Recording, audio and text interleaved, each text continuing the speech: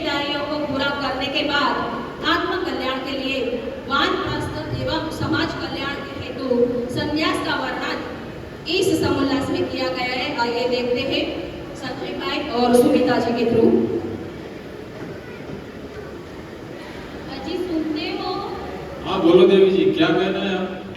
अरे मैं सोच रही थी अभी हमारे घर की जिम्मेदारी खत्म हो चुकी है, बच्चे भी घर परिवार में सुखी है और ईश्वर की कृपा से काम धंधा भी बहुत अच्छा चल रहा है। हाँ तो कहना क्या चाहती हो?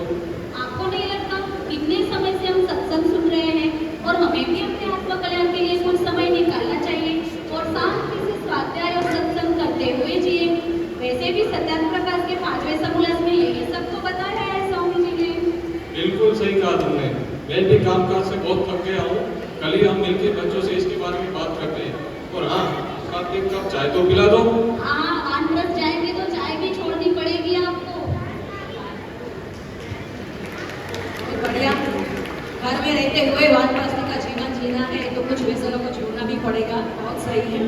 षष्ठम समोल्लास में स्वामी जी राजधर्म को बताते हुए मनुस्मृति आधारित राजधर्म विषय पर चर्चा करते हैं और बताते कि राजा उत्तम प्रजाहित कार्य करने वाला एवं न्यायकारी हो, वही प्रजा भी राज्य के हित में कार्य करे। यथा राजा तथा प्रजा। राजा को निर्णय लेने में सहायता करने के लिए राज आर्य, धर्म आर्य और विद्या आर्य सभा का गठन हो। राजा प्रजा की सुख शांति और उन्नति करते हुए राज्य की भी सर्व प्रकार से उन्नति एवं रक्षा करे। एक सुयोग्य प्रजापालक, लोकनायक एवं आदर्श राजा कैसा हो उसका सर्वश्रेष्ठ उदाहरण है हमारे भारतवर्ष के आज के राजा यशस्वी प्रधानमंत्री माननीय नरेंद्र मोदी जी।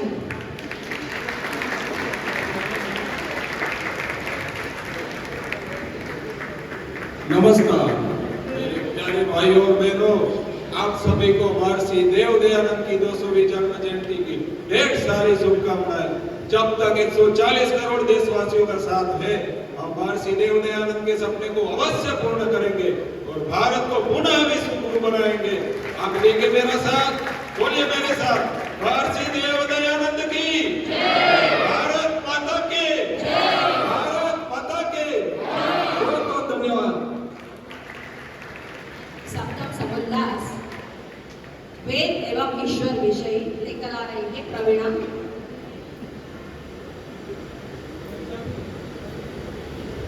सप्तम समोल्लास में सच्चिदानंद ईश्वर के स्वरूपों को बताया है। वेद ईश्वर का नित्य ज्ञान है, सबके हित समझाया है। अष्टम समोल्लास जगत की उत्पत्ति, स्थिति एवं प्रलय लेकर आ रही है माया। त्रेतवाद को बतलाता यह समोल्लास 8वां है।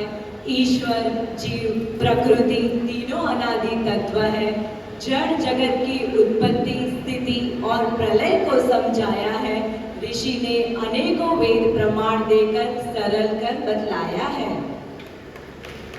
नवम समोल्लास विद्या अविद्या, बंधन और मोक्ष को लेकर आ रही है निकिता।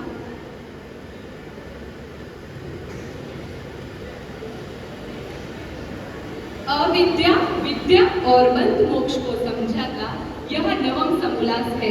अपवित्र को पवित्र मानना, अनित्य को नित्य, दुख में सदा सुख समझना, अनात्मा को आत्मा, यही विपरीत ज्ञान अविद्या है।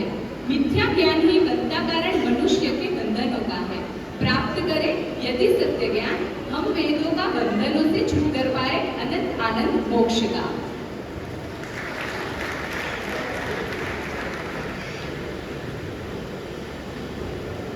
सुख यदि पाना हो जग में, सही रखो व्यवहार सभी से। जिसने जैसा अन्न खाया, बनेगा वैसा ही वो मन से। सम्मान चहु और मिले, उत्तम कार्य जो किए।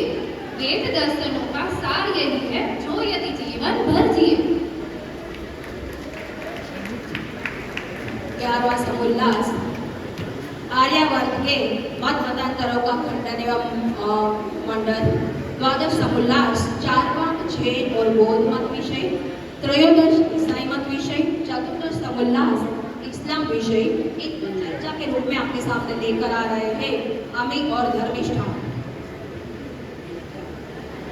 जानते हैं, महाभारत पूर्व आर्यवर्त नाम से जाने जाने वाले भारत देश में महाभारत के भीषण युद्ध के बाद हुई हानि के कारण कई मतपथांतरों और संप्रदाय बढ़ गए।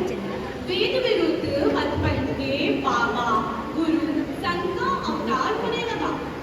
सत्य शिक्षा से दूर होते गए। सभी अवैदिक मान्यताओं का खंडन कर वेद ज्ञान स्थापित करने का प्रयास स्वामी जी ने एकादश समोल्लास में बताया है। और अभी द्वादश समोल्लास में चारवाक बौद्ध जैन जैसे नास्तिकवाद एवं अनईश्वरवाद का खंडन कर स्वामी जी ने वेद के आस्तिकवाद का मंडन अनेकों प्रमाण देकर बताया है। इतना ही नहीं, विदेशों में फैले ईसाई मत ने भारत में हिंदू देवी देवता विरोधी गतिविधियां शुरू कर दी। अनपढ़ ग्रामीण लोगों को ईसाई बनने पर जोर देने लगे। तभी उनकी इन पोप पाखंड लीला को रोकने के लिए महर्षि ने उनकी ही बाइबल की आयतों को खोलकर निकृष्टता का खंडन किया और वैदिक धर्म की श्रेष्ठता को प्रतिपादित किया। और हम सब जानते हैं कि हिंसक विचारधारा वाले इस्लाम की 200 से अधिक कुरान की आयतों पर समीक्षा कर खंडन करते हुए स्वामी जी ने मानवता का संदेश चतुर्दश समोल्लास में बताया है।